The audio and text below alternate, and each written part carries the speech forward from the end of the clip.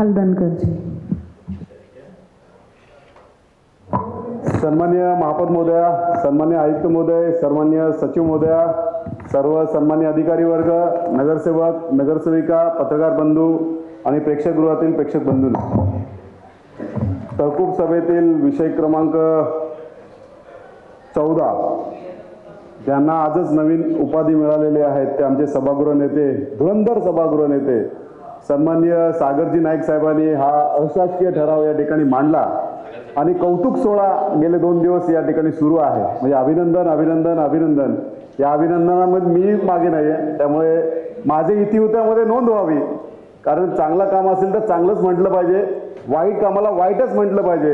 ही विरोधकाची भूमिका असते आणि ती भूमिका या ठिकाणी निर्णायकपणे पार पाडण्यासाठी या ठिकाणी मला जबाबदारी निश्चित स्वरूपात पक्षाने दिलेली आहे. त्यामुळे या सभागृहाच्या माध्यमातून 4था स्तंभ या ठिकाणी असताना सुद्धा त्यांनी या ठिकाणी लाईव्ह थांबवलेला आहे. त्यामुळे या सभागृहातल्या काही गोष्टी बाहेर जात नाहीत. त्यामुळे मी दिलगिरी व्यक्त करतो आणि या सभागृहातून सगळ्यात चांगल्या महत्त्वाच्या मुद्द्यातून चांगलंच नेहमी या ठिकाणी गेलं पाहिजे अशा करता या ठिकाणी या सभेच्या माध्यमातून जो प्रस्ताव प्रदूषणाच्या संदर्भात आलेला आहे त्यावर मी या ठिकाणी 123 पानांचा हा प्रस्ताव आहे.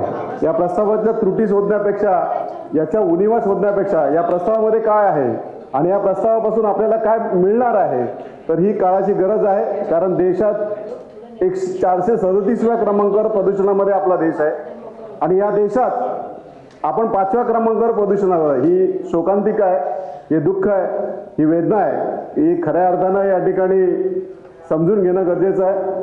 कारण प्रदूषणाचा परिणाम प्रत्यक्षपणे आपल्या शरीरावर होतो. कारण आपण कार्बन डायऑक्साईड घेत नाही, आपण ऑक्सिजन घेतो आणि कार्बन डायऑक्साईड बाहेर पडतो. त्यामुळे सगळ्यात महत्त्वाचा मुद्दा या शहरातल्या पर्यावरणाच्या बाबतीतला आहे, जो या ठिकाणी आमचे ज्येष्ठ नगरसेवक त्याचबरोबर आमचे जिल्हा प्रमुख द्वारकांजी भोईर साहेबांनी सांगितले, इतर सदस्यांनी सुद्धा सांगितलेलं आहे की इथे सिडको आहे, इथे कलेक्टर लँड आहे, इथे फॉरेस्ट लँड आहे, नवी मुंबई महापालिका आहे, सिडको आहे. तर या ठिकाणी प्रत्येक प्राधिकरणाला या ठिकाणी स्वायत्ता आहे, त्यांची या ठिकाणी कामं चालू आहेत. म्हणजे या पर्यावरणाच्या बाबतीतला सगळ्यात मोठा उदासीनता या ठिकाणी पाहायला मिळतं. समजा एखाद्या प्राधिकरणाला एखादं काम करायचं आहे किंवा प्रोजेक्ट आणायचं आहे तर झाडांची स्थलांतर करायची आहे किंवा झाड वृक्ष प्राधिकरणाची आपल्याकडे गठीत झाली नाही. त्यामुळे या ठिकाणी जी काय वृक्ष या ठिकाणी रिप्लांट करायची आहेत ती होत नाही. फॉरेस्ट या ठिकाणी झाडांची निगराणी करते पण ते इम्प्लिमेंट नवीन झाडं त्या ठिकाणी लावली जात नाही.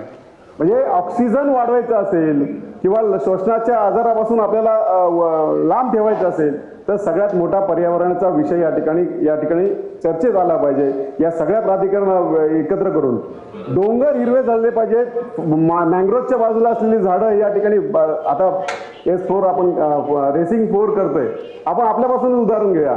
इतकी झाडं तिथे होती, ती झाडं रिप्लांट झाली म्हणतात पण वस्तुस्थिती तशी नाही आहे. झाडं त्या ठिकाणी तोडली गेलेली आहेत. त्यामुळे आपण दुसऱ्याकडे बोट दाखवण्यापेक्षा आपण आपल्यापासून सुरुवात करावी. कारण या प्रस्तावामध्ये बरंच काय आहे. या प्रस्तावाच्या माध्यमातून आपल्या भावना सगळ्यांनी या ठिकाणी विस्तृतपणे व्यक्त केलेल्या आहेत. त्यामुळे या ठिकाणी या पर्यावरणाच्या संदर्भात आपण दखल घेणं गरजेचं आहे. महापौर महोदय, मी आपल्या माध्यमातून या ठिकाणी माझ्या काय सूचना आहेत, काय ज्या भावना आहेत त्या मी या ठिकाणी आपल्याला ऐकून दाखवतोय. कारण याकरता हा प्रस्ताव खूप चांगला आहे, मी त्याच्याबद्दल काहीच म्हणत नाही. परंतु यासाठी निधी किंवा बजेट तरतूद करणं गरजेचं आहे. कारण हा जर प्रस्ताव प्रशासनाकडे आला असता तर निश्चित स्वरूपात तो नियोजन करून आला असता. त्यामुळे बजेट तरतूद करताना आपण काय याकरता करणार आहोत, या बजेटमध्ये तशी तरतूद आहे का, आपण काय इम्प्लिमेंट करणार आहे, आपण गाड्या घेणार आहोत किंवा स्प्रिंकलर बसवणार आहोत. परंतु या ठिकाणी महापौरमध्ये आपल्या माध्यमातून सांगू इच्छितो की सन्माननीय आयुक्त साहेबांना या ठिकाणी चपरापासून त्यांचं वेतन थांबलं गेलं होतं या प्रदूषणाच्या संदर्भातलं. त्यामुळे त्यांनी ॲक्शन प्लॅन निर्माण केला आणि या ॲक्शन प्लॅनमध्ये त्यांनी स्टॉप ऑफ वर्क केले, परंतु त्याची दखल या ठिकाणी कोणीच घेतली नाही. स्टॉप ऑफ वर्कचा अर्थ काय, मला मला त्या देसाई साहेबांनी सुद्धा हा प्रश्न या ठिकाणी उपस्थित केला होता. किती स्टॉप ऑफ वर्क इमारतींना दिलं होतं आणि त्यांच्या नियमाचं त्यांनी पालन केलं नाही आणि आज त्या इमारतींचं काम पुन्हा सुरू आहे. अशा किती स्टॉप ऑफ वर्क इमारतींना दिलं होतं त्याची माहिती या ठिकाणी या सभागृहाला द्यावी आणि या ठिकाणी स्प्रिंकलर, पत्रे किंवा ग्रीन नेट लावून या ठिकाणी कामं व्हायला पाहिजेत. आपली सुद्धा म्हणजे आपल्या अगत्याखारीत येणारी म्हणजे सिव्हिल डिपार्टमेंटच्या अगत्याखारीत येणारी कामं सुद्धा या ठिकाणी नियमात राहून व्हायला पाहिजे. म्हणजे प्रदूषणाच्या बाबतीत सुरुवात करताना किंवा विषय मांडताना आपण आपल्यापासून सुरुवात करावी हा माझा हेतू आहे. त्यामुळे आपले ठेकेदार सुद्धा या ठिकाणी नेट आणि स्प्रिंकलर किंवा पाणी मारून या ठिकाणी काम करत नाही, ही वस्तुस्थिती आहे. आणि हे करत असताना ऍक्शन मोडमध्ये असलेले आमचे आयुक्त महोदय आता कुठेतरी बॅकफुटवर गेलेला पाहायला मिळतात. कारण विनाकारण आमचा एक कार्यकारी अभियंता याच्यामध्ये अडकला गेला बिचारा, त्याला तिथून बदली मिळाली. परंतु या ठिकाणी मला सांगायचं आहे की आपल्या माध्यमातून महापौरमध्ये मला सांगायचं आहे की या ठिकाणी प्रशासन आपण काहीतरी एक कार्यक्रम एकदा नियोजन करतो, पण त्याची पूर्तता या ठिकाणी होत नाही. ही पूर्तता होणं करता एक समन्वय समिती या ठिकाणी असायला पाहिजे. साहेबांनी सांगितलं प्रदूषण मंडळ आपल्या इथं कार्यरत आहे, परंतु या प्रदूषण मंडळाबरोबर आपला समन्वय साधणारा कोण आहे? इम्प्लिमेंट झालं पाहिजे. म्हणजे आज या ठिकाणी सन्माननीय माजी शशिकांत भोईर साहेब सांगितलं की महाप्यामध्ये सगळ्यात अधिक प्रदूषण आहे, परंतु हा पाहुण्या आणि महाप्यामधल्या प्रदूषणाला जबाबदार कोण आहे? त्याकरता एक स्वायत्त आहे. म्हणजे MIDC करता प्रदूषणावर महाराष्ट्र शासनाने प्रदूषण नियंत्रण मंडळ नेमलेलं आहे, परंतु त्याच्यावर आपला अंकुश तर नाही, त्याच्यावर समन्वय साधण्यासाठी आपला काहीच योगदान नाही. त्यामुळे ह्या सगळ्या गोष्टींचा विचार या ठिकाणी निश्चित स्वरूपात झाला पाहिजे.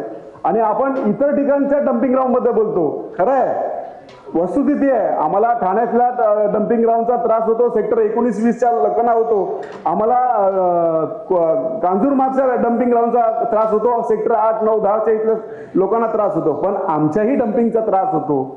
आमच्याही तुर्बे डम्पिंग मध्ये राहणाऱ्या नागरिकांना विनाकारण त्रास या ठिकाणी होतोय.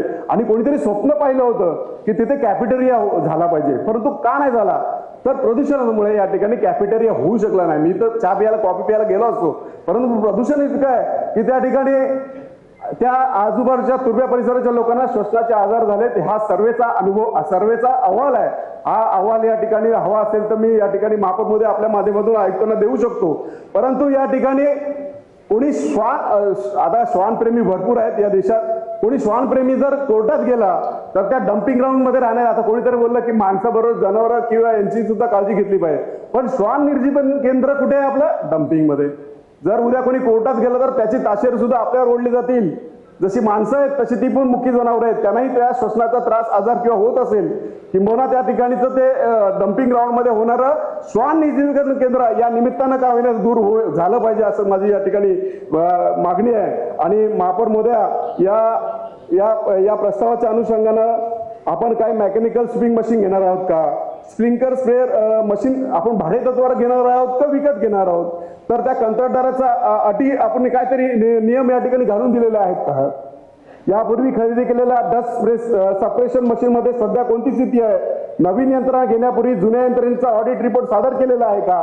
ही माझी जे प्रश्न आहेत त्या प्रश्नाच्या अनुषंगानं या ठिकाणी एक अंमलबजावणीच्या त्रुटी सुद्धा आहेत. त्या त्रुटीमधले सगळ्यात मोठा या ठिकाणी काही लोकांनी बोलण्याच्या ओघात या ठिकाणी STPचं नाव घेतलं. तर त्या STPच्या माध्यमातून रस्ते धुण्यासाठी आपण ते पाणी वापरलं गेलं पाहिजे होतं, परंतु काही ठिकाणी आजही पिण्याच्या पाण्याचा वापर या ठिकाणी होतोय. त्यामुळे हे रोखण्यासाठी एक देखरेख यंत्रणा उभारली गेली पाहिजे. हा माझा सगळ्यात महत्वाचा मुद्दा आहे की आपण एखादी योजना राबवतो, आपण एखादा प्रकल्प राबवतो तर त्याच्यामध्ये समन्वय राखण्यासाठी एक यंत्रणा असावी.